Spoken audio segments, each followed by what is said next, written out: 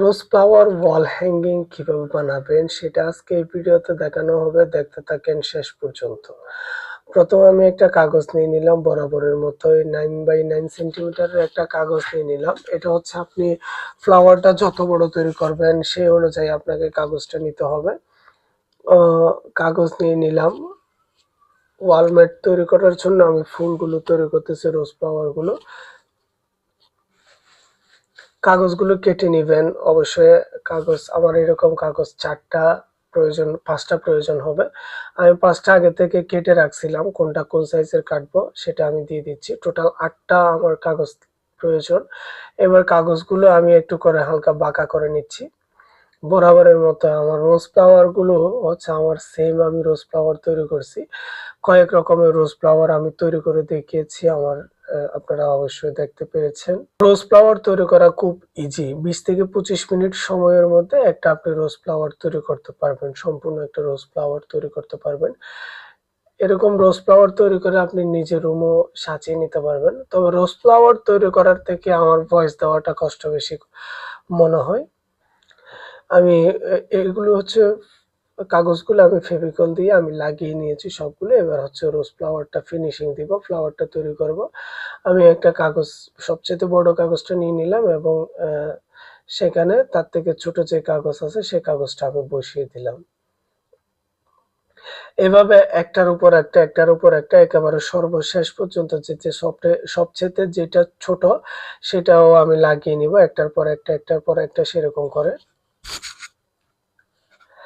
এগুলো হচ্ছে গ্লু গান দিয়ে আপনি এখানে ফেভিকলও ইউজ করতে পারেন। তবে ফেভিকল থেকে গ্লু গান কার্যকর বেশি, কারণ তাড়াতাড়ি শুকায় যায় এবং একটু করে ধরে রাখলে শুকিয়ে যায়। বেশ কয়েকদিন ধরে অসুস্থ থাকার কারণে কণ্ঠটা চেঞ্জ হয়ে গেছে। কণ্ঠটা অন্যরকম লাগতেছে। তবুও খুব কষ্ট করে ভয়েস গুলো দিতে লাগতেছে।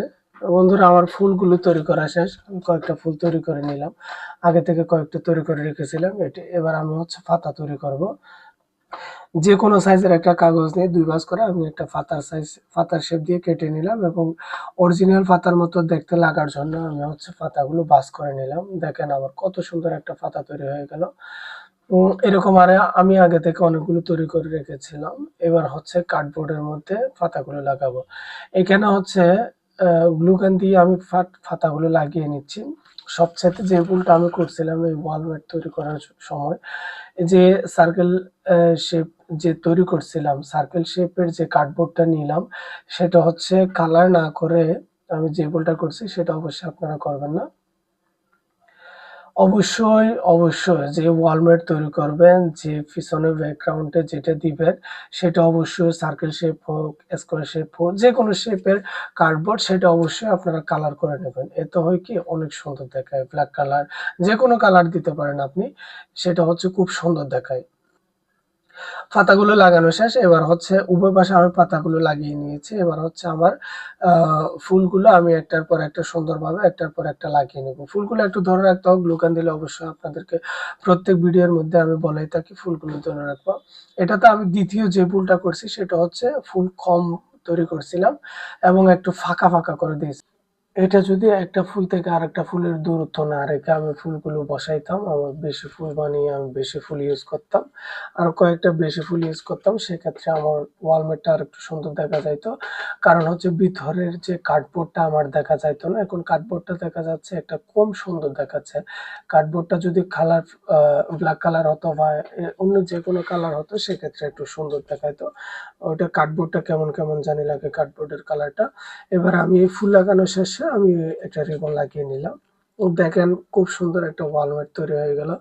যাক, আমি মনে করছিলাম সুন্দর হবে না, তবুও অনেক সুন্দর হয়েছে। যেটুকু মনে করছিলাম এর থেকে আরো বেশি সুন্দর হয়েছে এই ওয়ালমেটটা। তবে চেষ্টা করবেন আরো বেশি ফুল দিয়ে ওয়ালমেটটা তৈরি করার জন্য।